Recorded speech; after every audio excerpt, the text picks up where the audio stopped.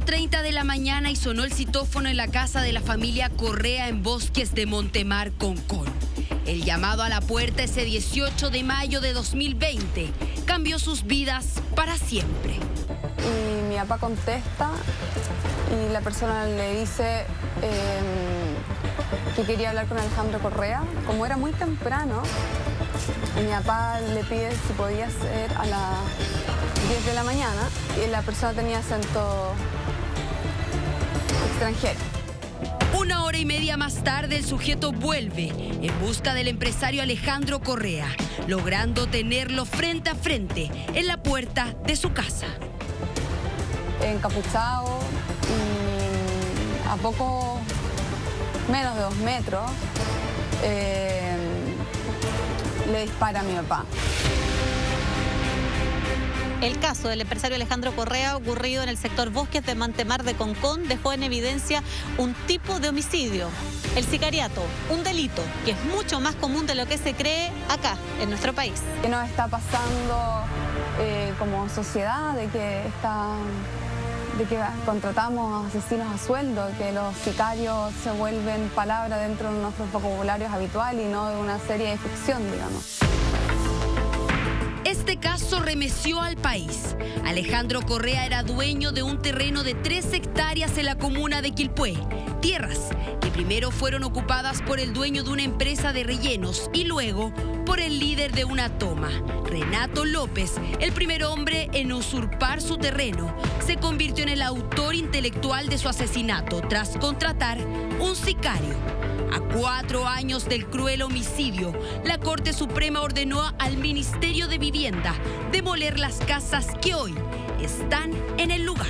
Sin duda es un avance que la Corte haya acogido nuestro recurso de protección, reconociendo por primera vez la vulneración de las garantías constitucionales de la familia Correa, producto de la omisión permanente de la Seremi mismo en hacer ejecutar su propia orden de demolición dictada en 2021 para la demolición total de las construcciones ilegales emplazadas en los terrenos de la familia que costó la vida de su padre producto de la toma. Pero esta historia fue uno de los enigmas más grandes en 2020. Volvamos a los disparos percutados ese 18 de mayo en Concón contra el empresario Alejandro Correa a las 10 de la mañana. Las primeras indagatorias hablaban de un sujeto con gorro que habría escapado corriendo para luego subirse a un automóvil y desaparecer. El viernes 14 de mayo, el persona me contó que le habían encargado una misión. Yo le pregunté de qué se trataba y me dijo que le habían encargado piquearse un de Concón. Y me mostró el juguete que tenía, refiriéndose a un revólver 38 largo negro. Llegan a pagar 5 millones de pesos. El parce, así se hacía llamar Víctor Gutiérrez Londoño, quien habría confesado a su compañero de casa el encargo que le habían hecho por 5 millones de pesos, matar a Alejandro Correa. Esta conversación fue parte de lo expuesto en la audiencia, que también contó con el relato de quien conducía el automóvil el día del asesinato. En eso lo vi que venía agitado y me decía, vamos, arranque, parce. Cuando se bajó me pasó 100.000 pesos y me dijo, toma, te los ganaste. Este es el testimonio que cuenta Claudio Riveros Canales, el conductor que trasladó al sicario a Bosques de Montemar. Víctor Gutiérrez, según cuentan, habría estado contento de cumplir la misión encomendada. Y que parece que le había disparado a alguien en Bosques de Montemar para que estuviera atenta a las noticias, ya que el mismo por lo menos le dijo que le avisara si salía en las noticias. Víctor Gutiérrez Londoño, de nacionalidad colombiana, contaba con un amplio prontuario policial, drogas, homicidio frustrado y una denuncia por lesiones. Por este último, desde enero de 2020 se encontraba en nuestro país en calidad de prófugo de la justicia. Gutiérrez Londoño contactó al acusado Claudio Riveros Canales, quien condujo un vehículo y trasladó el día 17 de mayo de 2020 a Gutiérrez y a la acusada Melissa Palma Valdés, vinculada sentimentalmente con este último y quien tenía total conocimiento del propósito delictivo en curso. Al grupo delictual se sumó Melissa Palma Valdés, pareja del sicario, quien acompañó como cómplice en el acto y hoy cumple 6 años de presidio, mientras que al conductor del automóvil, Claudio Riveros Canales, le dieron 16 años de cárcel.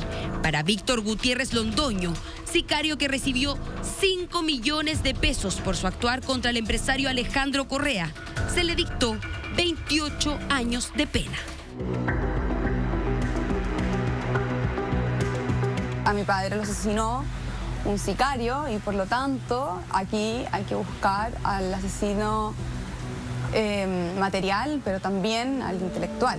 Días antes de su muerte, Alejandro Correa, dueño de este terreno de 13 hectáreas en Quilpué, interpuso una demanda por comodato precario contra Renato López Fuentes. El acusado Renato López Fuentes decidió dar muerte a Alejandro Correa, para cuya planificación y posterior materialización se contactó con el acusado Víctor Gutiérrez Londoño. 3 meses después de la detención del sicario llamado El Parce, Víctor Gutiérrez, su conductor y la pareja cómplice, todos acusados por el asesinato de Alejandro Correa, se enjuició a Renato López Fuentes, quien se tomó parte del terreno y fue condenado a 20 años de presidio por ser el autor intelectual. Hay una usurpación y un loteo irregular en un terreno que era de propiedad de mi papá.